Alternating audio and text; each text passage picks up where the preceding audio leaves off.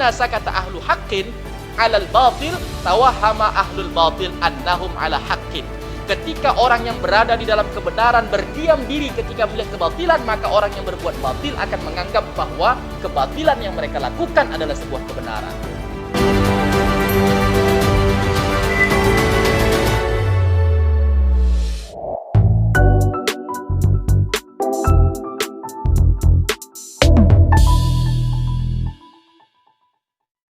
Para hadirin, jemaah yang dimuliakan Allah Subhanahu wa taala. Hari ini kita berada di malam ke-14 dari bulan Sya'ban di tahun 1446 Hijriah. Salah satu di antara keistimewaan bulan Sya'ban disebutkan oleh As-Sayyid Muhammad bin Alawi bin Abbas Al-Maliki Al-Hasani di dalam kitabnya Madza fi Sya'ban. Dia katakan, "Summiya Sya'ban li'annahu yatasya'abu minhu khairun katsir." Dinamakan bulan ini dengan bulan Sya'ban karena di dalam bulan ini terpancar berbagai macam bentuk kebaikan yang banyak. Salah satu di antara kebaikan yang didapati dari bulan Sya'ban sebagaimana disebutkan di dalam kitab Ma Wadhaha Wastabana fi Fadhaili Sya'ban yang ditulis oleh Al-Imam Ibnu Dihyah pada halaman 12. Yang pertama disebutkan nazalat fariidatu syahri Ramadan. Fihi nazalat fariidatu syahri Ramadan. Di bulan Sya'ban itu Allah Subhanahu wa taala menurunkan kewajiban berpuasa di bulan Ramadan.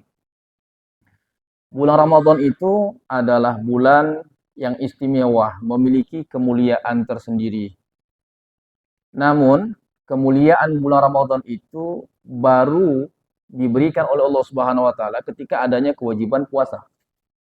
Karena Ramadan itu merupakan salah satu daripada nama-nama bulan dalam penanggalan Arab. Sudah ada sebelum Rasulullah Muhammad SAW diutus menjadi nabi dan rasul. Ramadan itu artinya panas. Penamaan bulan tersebut dengan nama Ramadan karena memang di waktu itu musimnya betul-betul panas. Maka dinamakanlah bulan itu dengan bulan Ramadan. Jadi penamaan bulan tersebut dengan bulan Ramadan hanya menyesuaikan dengan iklim di masa itu. Ia menjadi istimewa ketika Allah Subhanahu wa taala menurunkan perintah berpuasa di bulan Ramadan. Dan turunnya perintah itu di bulan Sya'ban. Maka bulan Sya'ban ini mendapatkan kemuliaan karena di bulan itu Allah Subhanahu wa taala menurunkan perintah wajib berpuasa di bulan Ramadan sehingga bulan Ramadan itu pun mendapatkan keistimewaan. Ini yang pertama. Kemudian yang kedua, wa fi lailatin nis min Sya'ban huwilatil qiblah minal Masjidil Aqsa ilal Masjidil Haram al-mahfuz bil barakah wal ghufran. Bahwasanya pada malam pertengahan bulan Sya'ban Allah memalingkan arah kiblat yang sebelumnya ke Masjidil Aqsa berubah menjadi ke Masjidil Haram. Rasulullah Muhammad SAW ketika hijrah dari Makkah ke Madinah, selama berada di Madinah itu Rasulullah SAW sholat menghadap Masjidil Aqsa.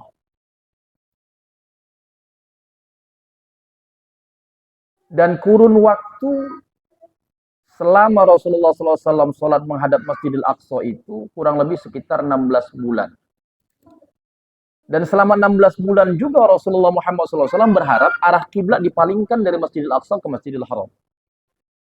Asy-Syaikh Fakhruddin Ar-Razi di dalam At-Tafsir Al-Kabir wa Mafatil Ghaib menyebutkan setidaknya ada 4 alasan kenapa Rasulullah menginginkan arah kiblat yang sebelumnya ke Masjidil Aqsa dipalingkan ke Masjidil Haram. Yang pertama karena Masjidil Aqsa itu kiblatnya orang Yahudi. Makanya selama Rasulullah SAW sholat menghadap Masjidil Aqsa, orang Yahudi senang betul. Dan orang-orang Yahudi itu berharap agar sekiranya Rasulullah tetap sholat menghadap Masjidil Aqsa. Dengan demikian akan menegaskan kebenaran agama mereka, kan? Muhammad aja sholatnya menghadap tempat ibadah kami. Yang kedua, kata Syekh Fakhruddin Ar-Razi, bahwasanya Ka'bah, Masjidil Haram yang ada di Makkah itu merupakan kiblatnya Nabi Ibrahim. Yang ketiga, Rasulullah SAW berharap dengan dipalingkannya arah kiblat dari Masjidil Aqsa ke Masjidil Haram akan melembutkan hati orang-orang Arab untuk mau menerima agama Rasulullah Muhammad SAW. Dan yang keempat, kata Syekh Fakhruddin Ar-Razi, Rasulullah berharap agar sekiranya kampung halamannya itu mendapatkan keistimewaan disucikan dengan adanya Ka'bah di Masjidil Haram itu menjadi kiblatnya kaum muslimin. Sedangkan Syekh Syamsuddin Al-Qurtubi di dalam kitab Al-Jami' li Ahkamil Quran menyebutkan peristiwa turunnya pengalihan arah kiblat yang sebelumnya di Masjidil Aqsa ke Masjidil Haram itu terjadi tepat pada malam Selasa di malam ke-15 dari bulan Sya'ban. Jadi anugerah yang terbesar kedua terjadi di bulan Sya'ban itu adalah beralihnya arah kiblat sebelumnya ke Masjidil Aqsa berubah ke Masjidil Haram. Kenapa ini menjadi anugerah terbesar? Yang pertama, berdampak kepada kaum muslimin. Kemudian yang kedua, ini sebagai bentuk Allah mengijabah harapan dari Rasulullah SAW. Makanya disebutkan di dalam Al-Quran surah Al-Baqarah ayat 144. Qad nara taqalluba wajhika fis sama. Sungguh kami melihatmu wahai Muhammad menghadapkan wajahmu ke langit. Artinya Rasulullah Muhammad SAW berkali-kali menghadapkan wajahnya ke langit, berdoa, bermunajat agar sekiranya arah kiblat itu diubah dari Masjidil Aqsa ke Masjidil Haram. Ditegaskan pada kalimat berikutnya di dalam ayat ini, falanwalliyannaka qiblatan taradaha. Maka kami palingkan engkau Muhammad ke arah kiblat yang engkau ridhoi, yang engkau harapkan, yang engkau sukai. Kemana arah kiblat yang diridhoi oleh Rasulullah SAW? Disebutkan pada kalimat berikutnya. Fawalli wajhaka syatral Masjidil Haram. Maka hadapkanlah wajahmu ke arah Masjidil Haram. Ini anugerah kedua terkait keistimewaan bulan Sya'ban itu sendiri. Kemudian yang ketiga, termaktub di dalam sebuah hadis yang bersumber dari Usamah bin Zaid yang diriwayatkan oleh Imam An-Nasa'i, di mana Usamah bin Zaid bertanya kepada Rasulullah SAW, "Ya Rasulullah, lam araka tasumu syahran minasyuhuri ma tasumu min Sya'ban." Ya Rasul, aku tidak pernah melihat engkau berpuasa dalam satu bulan di antara bulan-bulan yang ada sebagaimana engkau berpuasa di bulan Sya'ban. Pertanyaan ini menegaskan bahwa Usamah bin Zaid memberikan kesaksian bagaimana ia melihat Rasulullah lebih banyak mengisi hari-hari di dalam satu bulan untuk berpuasa itu di bulan Sya'ban, tidak di bulan. Lalu Rasulullah Muhammad SAW menjawab pertanyaan Usamah bin Zaid ini dengan bersabda, "Dzalika syahrun yaghfuru nasu anhu baina Rajab wa Ramadan." Bulan Sya'ban itu adalah bulan yang sering sekali diabaikan orang, yang posisinya diapit oleh dua bulan mulia, bulan Ramadan dan bulan Rajab. Bulan Ramadan mulia, saya tidak perlu jelaskan lagi kemuliaan bulan Ramadan ini. Bulan Rajab juga mulia. Kenapa? Di dalam Al-Quran surah At-Taubah ayat 36 Allah Subhanahu wa taala menjelaskan tentang adanya bulan-bulan haram. Lalu Imam Ibnu Katsir ketika menafsirkan ayat ini mengutip satu hadis yang diriwayatkan oleh Imam Bukhari bersumber dari Abu Bakrah radhiyallahu anhu, di mana Rasulullah menjelaskan bahwasanya bulan-bulan haram itu ada 4. 3 di antaranya berurutan, 1 yang menyendiri. 3 yang berurutan itu Dzulqa'dah, Dzulhijjah, Muharram. Yang menyendiri itu adalah bulan Rajab, yang posisinya baina Jumada wa Sya'ban, yang posisinya di antara bulan Jumada dan bulan Sya'ban. Jadi di antara 4 bulan haram itu bulan Rajab salah satu di antaranya. Kenapa disebut dengan bulan-bulan haram? Karena bulan-bulan itu dimuliakan. Bahkan Imam Ibnu Rajab Al-Hambali di dalam kitab Lataiful Ma'arif mengutip satu keterangan dari Abdullah bin Abbas radhiyallahu anhuma, kemuliaan bulan-bulan haram itu sehingga orang-orang yang beramal di waktu-waktu di bulan-bulan haram itu pahalanya akan lebih besar jika dibandingkan dia beramal di hari-hari yang lain. Begitu juga dengan kemaksiatan yang dilakukan di bulan-bulan haram itu, maka dosanya lebih besar jika dibandingkan dilakukan di bulan-bulan yang lain. Jadi bulan Rajab mulia, karena kemuliaan bulan Rajab ini banyak orang mengisinya dengan berbagai macam bentuk ibadah. Bulan Ramadan juga mulia, karena kemuliaan bulan Ramadan orang pun berbondong-bondong untuk melakukan berbagai macam bentuk ibadah dan kebaikan di bulan Ramadan. Bulan Sya'ban posisinya diambil oleh dua bulan mulia ini. Jadi orang melompat kan, bulan Rajab beribadah, bulan Sya'bannya diabaikan, lalu bulan Ramadannya diibadahkan di balik. Lalu Rasulullah Muhammad SAW menjelaskan, wa huwa syahrun turfa'u fihi al-a'mal ila rabbil alamin. Padahal bulan Sya'ban itu adalah bulan diangkatnya amal kepada Allah Subhanahu wa taala. Allah itu Maha tahu. Tidak perlu ada proses laporan amal seorang hamba kepada Allah Subhanahu wa taala, karena Allah langsung melihat. Allah Maha melihat, Allah Maha mendengar, Allah Maha mengetahui apa yang kita perbuat walau berada di balik bumi sekalipun Allah lihat, apa yang kita bicarakan walau berbisik sekalipun Allah dengar, apa yang terencana dalam pikiran kita, terselubung di balik hati kita, Allah juga Maha tahu. Tapi kenapa perlu ada proses pelaporan amal ini? Karena Allah Subhanahu wa taala hanya ingin menjadikan makhluknya yang lain menjadi saksi terhadap makhluknya yang lain, untuk dijadikan sebagai hujjah ketika di yaumul qiyamah nanti. Jadi Allah itu yaf'alu ma yasha' wa yahkumu ma yurid. Allah berbuat sesuka hati, menghukumi sesuai dengan keinginannya. Tetapi ketika di yaumul qiyamah nanti Allah Subhanahu wa taala mau menunjukkan keadilannya, sehingga tidak ada satu manusia pun yang dapat mengatakan Allah itu tak adil. Karena apa? Karena Allah sudah membangun hujjah itu melalui kesaksian-kesaksian makhluk. Contoh misalnya, ya, kita divonis melakukan kesalahan. Kalau seandainya seorang hakim hanya menetapkan kita sudah melakukan kesalahan tanpa ada pembuktian, maka kita akan katakan hakim itu tendensius kepada kita kan. Hakim itu punya urusan pribadi sama kita, jangan-jangan dia benci sama kita, makanya kita divonis bersalah. Tapi kalau hakim mampu menunjukkan saksi, mampu menunjukkan bukti, lalu menetapkan kita sebagai orang yang bersalah, maka tak ada lagi alasan kita menolak putusannya. Begitu juga dengan Allah Subhanahu wa taala. Allah ketika menetapkan kita masuk ke dalam surga, masuk ke dalam neraka, Allah Subhanahu wa taala sudah siapkan hujjahnya dengan adanya kesaksian-kesaksian. Baik, jemaah yang dimuliakan Allah Subhanahu wa taala. Jadi Allah Subhanahu wa taala, jadi Rasulullah Muhammad SAW menyebutkan bahwasanya di bulan Sya'ban itu diangkatnya amal, di mana malaikat turun datang menemui kita, menyaksikan perbuatan kita, lalu kembali lagi menghadap kepada Allah Subhanahu wa taala melaporkan perbuatan kita. Nah, itu terjadi di bulan Sya'ban. Tidak dijelaskan di dalam hadis ini apakah di tanggal 1, tanggal 2, tanggal 3, tanggal 4, tanggal 29, tanggal 30, tidak disebutkan. Apakah di waktu pagi, di waktu malam, tak disebutkan. Yang penting di bulan Sya'ban itu diangkatnya lah amal seorang hamba.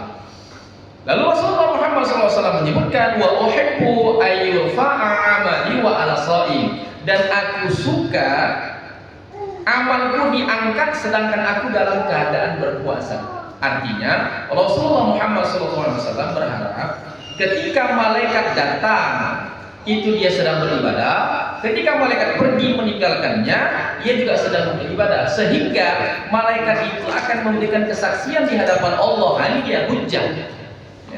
Malaikat sedang memberikan saksi kepada Allah Subhanahu wa taala, ya Allah, aku datang kepada hambamu dia sedang beribadah, aku tinggalkan hambamu dia sedang beribadah.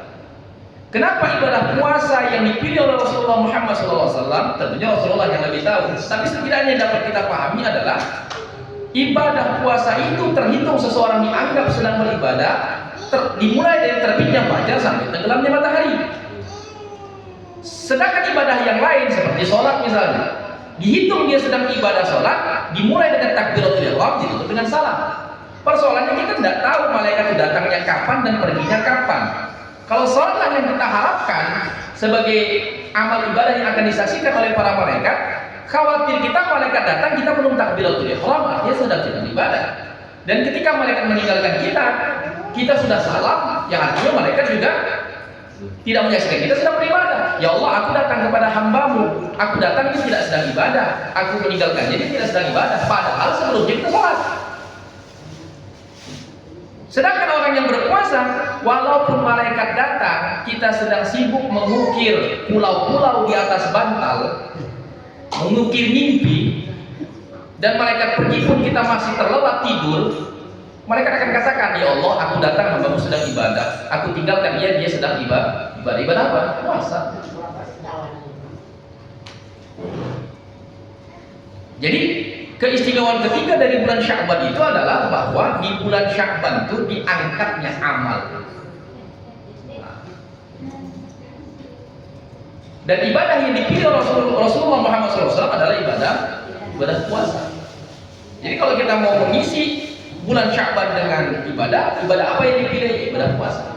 Bahkan Syekh Nawawi Al-Jawi Al-Bantani di dalam kitab Nihayatul Zaid menyebutkan bahwasanya salah satu di antara amalan yang dapat menjadi asbab kita mendapatkan syafaat dari Rasulullah SAW ketika di yaumul qiyamah nanti adalah dengan banyak berpuasa di bulan Sya'ban, sebab Rasulullah suka mengisi bulan Sya'ban itu dengan berpuasa. Namun demikian ada amalan lain ternyata yang dianggap relevan sebagai amalan di bulan Sya'ban.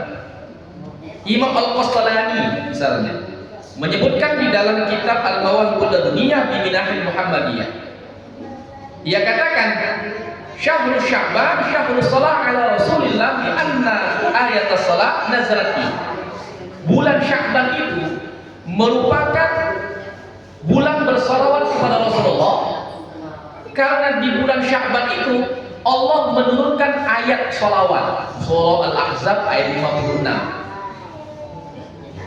Di dalam ayat itu yang pertama Allah Subhanahu wa taala mengkhabarkan keistimewaan Rasulullah sehingga Allah dan para malaikat pun bersalawat kepadanya. Innallaha wa malaikatahu yusholluna 'alan nabi. Sesungguhnya Allah, para malaikat bersalawat kepada Nabi. Ini menunjukkan keistimewaan yang dimiliki oleh Rasulullah SAW. Oleh sebab itu maka Allah Subhanahu wa taala memerintahkan kepada kita umat Rasulullah, orang-orang yang beriman, untuk bersalawat dan bersalam kepadanya. Ya ayyuhalladzina amanu shallu 'alaihi wa sallimu taslima. Hai orang-orang yang beriman, bersalawatlah kalian kepadanya dan bersalamlah. Untuk mengamalkan perintah pada ayat ini, maka minimal salawat itu ada kalimat salat dan salam. Allahumma shalli wa sallim sallallahu alaihi wasallam. Jadi kalau sholat pasangannya sallama, kalau sholli pasangannya salim. Fi'il amar dengan fi'il amar, fi'il madhi dengan fi'il madhi. Jangan pula di awalnya sholat, ujungnya salim. Di awalnya sholli, belakangnya salam. Sama seperti ada salawat orang ya Rabbi shollu alaihi. Itu salam. Kenapa? Karena munadanya adalah Allah yang tunggal, tetapi fi'il amal berikutnya jamak, shollu, bersalawatlah kalian, sedangkan yang dipanggil adalah Allah. Jadi kalau ya Rabbi sholli, jadi batas minimal mengamalkan perintah di dalam ayat ini yang bersalawat dan bersalam. Tidak cukup hanya dengan Allahumma sholli saja, karena itu hanya salawat, harus ditutup dengan ada salimnya, sholat, salama. Dan sholawat itu ada sholawat yang makfurat, ada sholawat ghairu makfurat. Jadi bukan sholawat sunnah, sholawat bid'ah, bukan. Ada sholawat makfurat, ada sholawat ghairu makfurat. Kita diperintahkan bersolawat. Jadi kita bersolawat tuh, kalimatnya ada kalimat sholli, ada kalimat sholat. Kita disuruh bersalam, ada kalimat salim, ada kalimat salama. Kemudian ada ulama yang merangkai sholawat, tetap sholawat namanya. Hanya saja sholawatnya ditambah dengan apa? Pujian kepada Rasulullah. Namanya kekasih yang jatuh cinta kepada kekasihnya. Kekagumannya kepada Rasulullah berujung pada pujian kepada Rasulullah Muhammad SAW. Kemudian dibubuhi dengan adanya doa-doa tambahan. Karena Rasulullah SAW sebagaimana pernah seorang sahabat datang kepada Rasulullah, bertanya kepada Rasulullah, "Ya Rasulullah, bagaimana cara aku berdoa kepada Allah Subhanahu wa taala?" Rasulullah menganjurkan diawali dengan sholawat. Kalau seandainya doaku itu setengahnya isinya sholawat, gimana? Maka Allah akan memenuhi setengah kebutuhanmu. Kalau seandainya seluruh doaku isinya sholawat, gimana? Maka Allah akan memenuhi seluruh kebutuhanmu. Sehingga ada guru-guru kita, kiai-kiai kita, ustaz-ustaz kita, para muallim kita, ulama kita mengajarkan kalau punya keinginan bersolawat. Pengen punya mobil, tengok mobil orang sholawatin. Pengen punya rumah, tengok rumah itu sholawatin. Pengen punya istri lagi, janganlah tengok istri orang. Ya. Punya hajat sholawatin. Nah, makanya ketika bersolawat didampingi juga dengan perhatikanlah doa-doanya yang diajarkan oleh para ulama. Ya, kalau seandainya kita mau membatasi diri pada sholawat yang diajarkan Rasulullah, ya silahkan. Tapi jangan menyalahkan orang yang menambah doa di dalam sholawatnya. Baik. Jadi amalan yang relevan di bulan Sya'ban itu, menurut keterangan Imam Al-Qastalani, karena bulan Sya'ban itu adalah bulan bersolawat, bulan solawat, maka mestinya bersolawat kepada Rasulullah di bulan Sya'ban lebih banyak dibandingkan di hari-hari yang lain. Kemudian berikutnya, Al-Imam Ibnu Rajab Al-Hambali di dalam kitabnya Lataiful Ma'arif halaman 135 atau yang mendekati itu, ia mengutip satu riwayat bersumber dari Anas bin Malik radhiyallahu anhu. Anas bin Malik mengatakan, "Kana al-muslimun idza dakhala Sya'ban inkabbu 'ala al-masahif faqra'uha." Orang-orang muslim itu apabila bulan Sya'ban masuk, maka mereka menyibukkan diri membolak-balik mushaf. Membolak-balik mushaf. Untuk apa? Faqra'uha, dan mereka sudah mulai menyibukkan diri membaca Al-Qur'an. Buka mushaf, bolak-balik dibaca. Bahkan ada ulama menyebutkan bahwa syahrul Sya'ban syahrul Qurra. Bulan Sya'ban itu merupakan bulan para pembaca Al-Qur'an. Dan ini sudah dilakukan sejak generasi salaf. Nah, kalau kita di zaman sekarang, karena bulan Ramadan adalah syahrul Quran, bulan diturunkan di Al-Quran, kemudian kita baru sibuk membaca Al-Quran, jadi bulan Ramadan nggak salah juga. Tetapi bulan Sya'ban juga merupakan syahrul Qur'an yang mesti diisi dengan bacaan Al-Quran. Apalagi kita yang punya keterbatasan. Kita berharap nih di bulan Ramadan khatam 30 juzuk. Kalau 30 juzuk khatam berarti satu hari 1 juzuk. Itu kalau 30 hari. Kalau 29 hari ngutang 1 juzuk kita. Tapi bagi kita yang punya keterbatasan, nggak terkejar target 1 juzuk, berat juga tuh membaca 1 juzuk bagi orang yang masih membacanya terbata-bata. Bagaimana bisa terpenuhi target di akhir Ramadan itu bisa khatam 30 juzuk? Mulainya dari bulan Sya'ban. Kalau terhitung dari tanggal 1 Sya'ban, 1 hari cukup setengah juzuk. Dan itu sudah mendapatkan kemuliaan dan sudah mengamalkan apa yang diamalkan oleh ulama-ulama salaf. Generasi salaf terbaik, sebagaimana kesaksian dari Anas bin Malik radhiyallahu anhu. Yang kedua kata Anas bin Malik radhiyallahu anhu, wa akhraju zakata amwalihim, dan mereka memilih mengeluarkan zakat harta mereka di bulan Sya'ban. Nah, kalau kita semangat sedekah, semangat berinfak, semangat mengeluarkan zakat di bulan Ramadan, ada betulnya karena Rasulullah SAW menyebutkan afdhalus sedekah di Ramadan, sedekah paling utama di bulan Ramadan. Tetapi tentunya apa yang dipilih oleh sahabat Rasulullah SAW atau generasi salaf ini bukan sesuatu yang sembarangan. Tentu berdasarkan pertimbangan. Apa yang mendasarinya?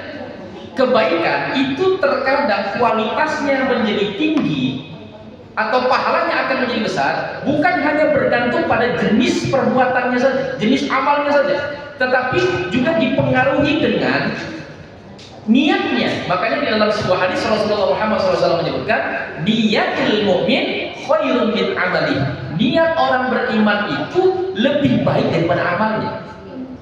Misalnya nih, Al-Imam Ibnu Hajar Al-Asqalani ketika menjelaskan hadis ini di dalam kitab Fathul Bari Syarah Sahih Bukhari mengatakan bahwasanya orang-orang beriman itu kekal di dalam surga bukan karena amalnya.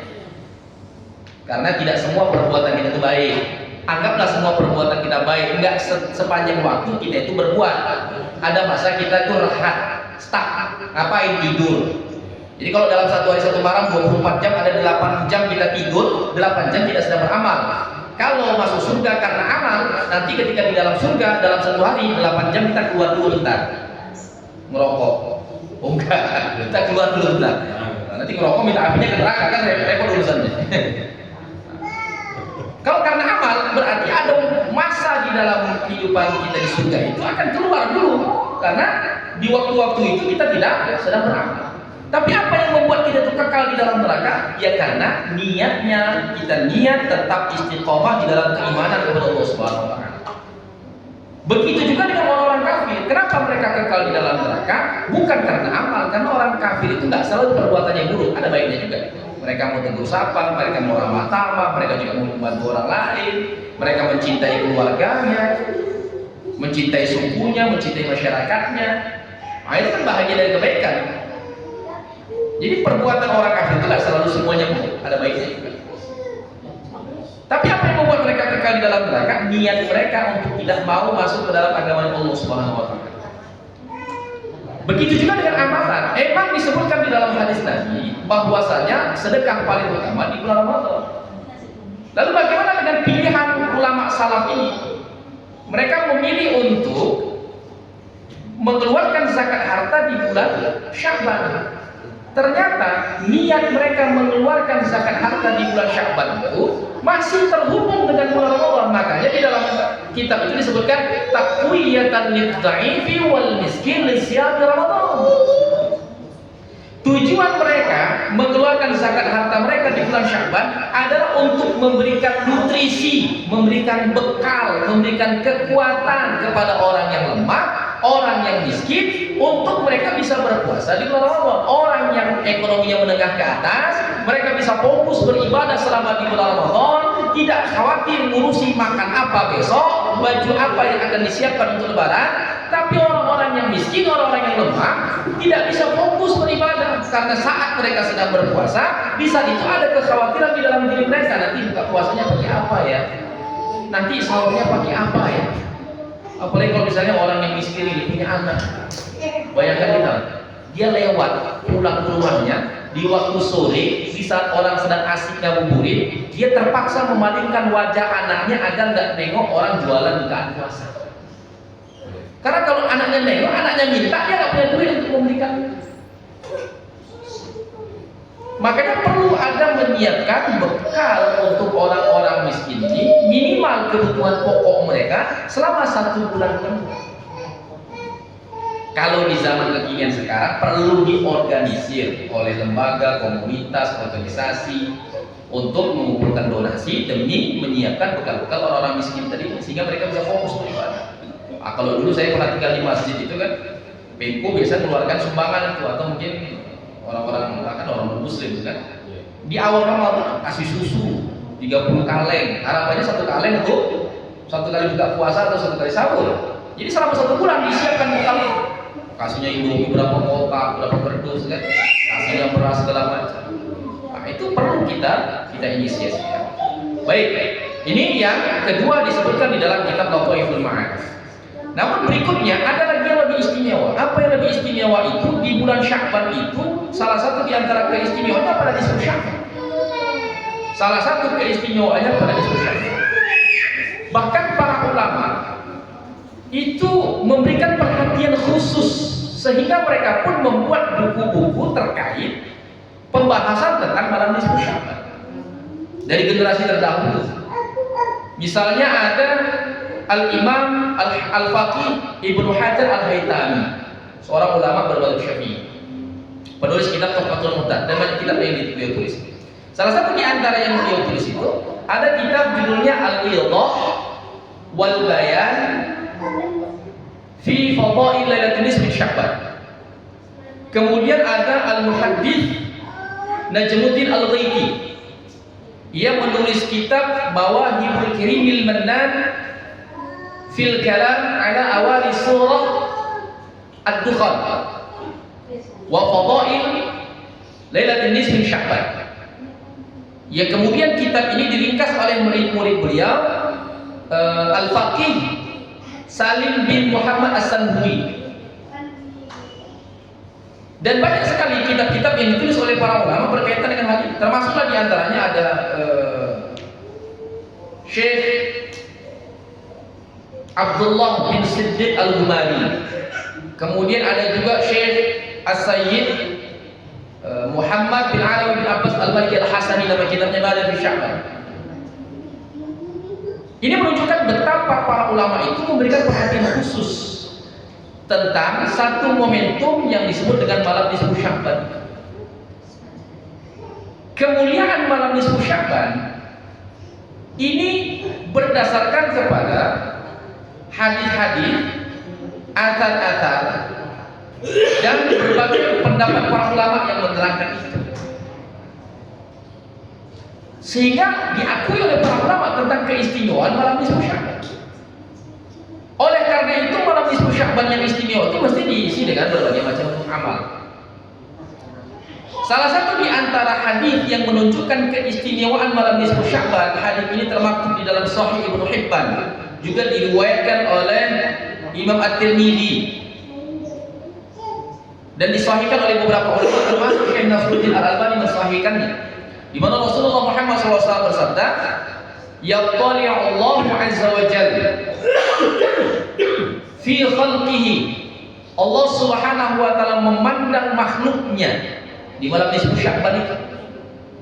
Maksudnya memandang di sini adalah memandang dengan penuh kasih sayang, memandang dengan penuh rahmat. Lalu Rasulullah katakan, "Fa yaghfiru li jami'i khalqihi illa li musyrikin wa musyahin." Maka Allah Subhanahu wa taala memberikan ampunan di malam itu kepada seluruh makhluknya kecuali orang-orang musyrik dan juga orang-orang yang masih terikat dengan sebuah permusuhan, musyahid. Hadis ini juga diriwayatkan oleh beberapa perawi yang lain dengan sanad yang tidak jauh berbeda, tetapi memiliki makna yang sama.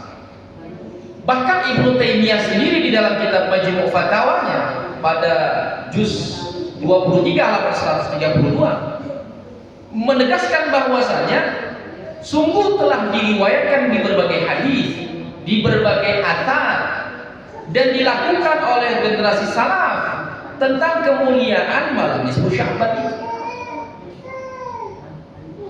sehingga tidak ada lagi keraguan bahwa malam nisfu Sya'ban itu adalah malam yang istimewa. Lalu terkait amalan apa yang perlu dilakukan di malam nisfu Sya'ban, Imam Al-Baihaqi di dalam kitab Syu'ab meriwayatkan sebuah hadis di mana Rasulullah Muhammad SAW bersabda, "Kanat lailatul nisf min Sya'ban." Apabila idza kanat lailatul nisf min Sya'ban, apabila telah datang malam nisfu Sya'ban itu, fasallu lailaha wa sumu yaumaha, maka salatlah engkau di malam harinya dan berpuasalah kau di siang hari. Salat apa yang dimaksudkan oleh Rasulullah Muhammad SAW ini? Intinya adalah segala macam bentuk sholat yang dikerjakan di malam nisfu Sya'ban itu. Artinya adalah sholat qiyamul lail. Tidak ditegaskan itu merupakan sholat nisfu Sya'ban, tetapi mengisi malam nisfu Sya'ban itu dengan sholat, karena disebutkan malamnya berarti sholatnya adalah sholat qiyamul lail. Apa saja yang dikategorikan pada sholat qiyamul lail itu? Apa saja sholat sunnah yang dilakukan di malam hari, termasuklah dia ba'diyah isya, kemudian sholat witir, sholat tahajud, sholat hajat, sholat tasbih yang dilakukan di malam itu, sholat mutlak. Intinya sholat yang dikerjakan di malam hari, maka sudah dianggap telah mengamalkan hadis tersebut. Lalu berpuasa di siang hari. Puasa apa ya? Puasa di bulan Sya'ban.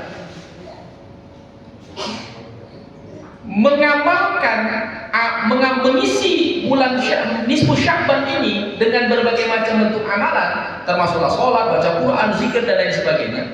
Ini bukan amalan yang datang baru belakangan, bahkan sudah diamalkan sejak generasi salaf. Makanya orang-orang yang mengaku sebagai salafi menolak beramal di malam nisfu Sya'ban, kemudian mengatakan orang yang beramal di malam nisfu Sya'ban sebagai perbuatan bid'ah.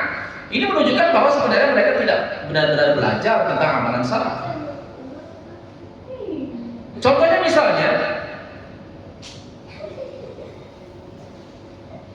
Imam Al-Faqihi di dalam kitab Akhbarul Makkah pada juz 3 halaman 24, ia menerangkan tentang amalan orang-orang generasi salaf itu di area Makkah. Orang-orang di Makkah itu sejak di kurun waktu abad ketiga Hijriah itu mereka biasa di malam nisfu Sya'ban mereka berbondong-bondong datang ke Masjidil Haram, mereka tawaf, mereka sholat, mereka baca Quran, mereka berzikir, bahkan ada di antara mereka yang mengambil air Zam-Zam, kemudian meminum air Zam-Zam, menyiramkan air Zam-Zam, membawa pulang air Zam-Zam untuk obat, karena mengambil keberkahan di malam nisfu Sya'ban itu. Ini sudah diamalkan oleh penduduk Makkah sejak abad ketiga.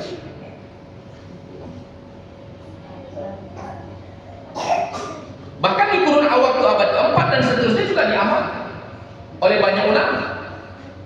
Syekh Ibnu Hajar, Syekh Ibnu Rajab Al-Hambali di dalam kitab Lataiful Ma'arif menyebutkan ada beberapa orang tabi'in yang biasa menghidupkan malam nisfu Sya'ban.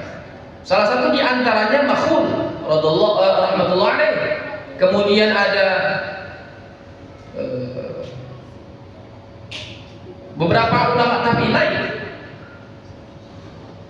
Bahkan Al-Hafiz Al-Dhahabi di dalam kitabnya Tadhkiratul Huffaz pada juz 4 halaman 84 menyebutkan bahwasanya Imam Ibnu Asakir itu biasa menghidupkan malam nisfu Sya'ban. Ia mengatakan yuhyi lailatan nisf wa lailatain al-aidain, bahwasanya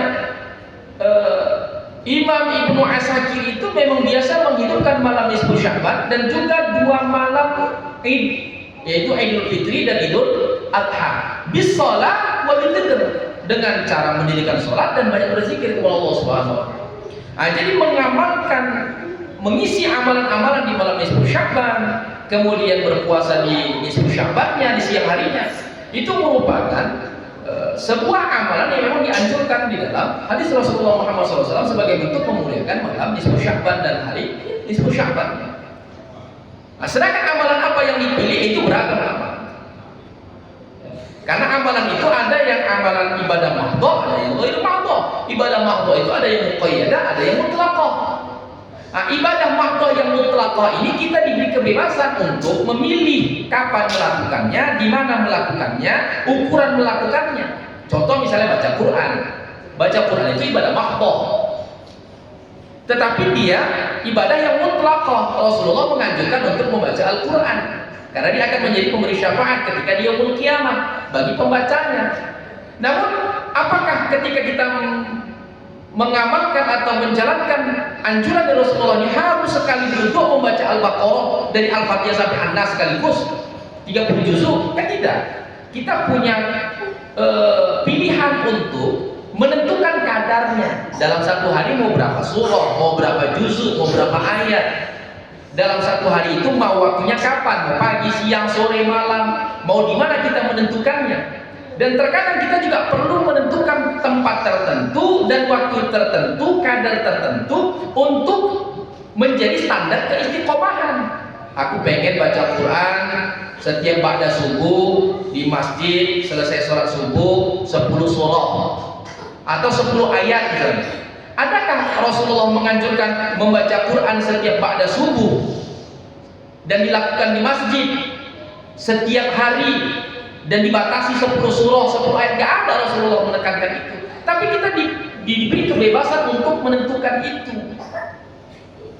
Itu namanya ibadah mahdhah yang mutlak. Nah, jadi terkadang ada orang yang memilih di malam nisfu Sya'ban itu dengan membaca surah Yasin. Kalau di dalam kitab Asnal Maqalid fi ahadithil mukhtalifatil maratib, satu riwayat dari Syekh Muhammad bin Darwish mengatakan bahwasanya orang yang pertama sekali mengamalkan membaca surah Yasin 3 kali di malam nisfu Sya'ban ba'da maghrib, kemudian ada doanya masing-masing, itu adalah Syekh Al-Buni. Boleh mengamalkan ini? Boleh. Tetapi tentunya apa yang diamalkan oleh Syekh Al-Buni dan kita mengikutinya itu bukan berdasarkan hadis, bukan berdasarkan Al-Quran secara rinci, secara detail,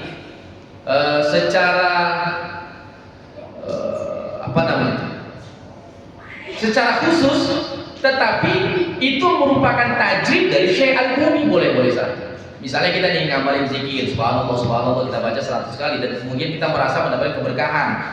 Ketika kita membaca subhanallah sebanyak 100 kali setiap hari pada subuh misalnya.